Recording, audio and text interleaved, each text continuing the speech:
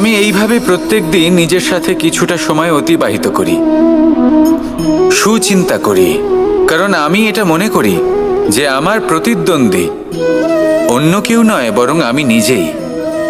আর আমি চেষ্টা করি যে আমি যেন নিজেকে নিজের থেকে বেশি শ্রেষ্ঠ করে তুলতে পারি। তাই প্রতিদিন আমি আকলন করি নিজের কর্মের, যে কাল আমি কি উচিত করেছি কি অনুচিত করেছি, যে ভুল আমি করেছি তা আজকে কি করে শুধরে নিতে পারি। যে শ্রেষ্ঠ কর্ম আমি কাল করেছি আজও সেই শ্রেষ্ঠ কর্ম আমাকে করতে হবে। শুধু এই প্রক্রিয়াতেই আমি নিজেকে শ্রেষ্ঠ ব্যক্তি, শ্রেষ্ঠ রাজা, একজন শ্রেষ্ঠ পিতা পুত্র করে তুলি। এইভাবেই আমি একজন শ্রেষ্ঠ মানুষ হয়ে উঠি। আপনিও এই কথা মনে রাখবেন যে আপনার প্রতিস্পর্ধা অন্য কারোর সাথে নয় বরং নিজের সাথে। তাই নিজের কর্মের আকলন করুন,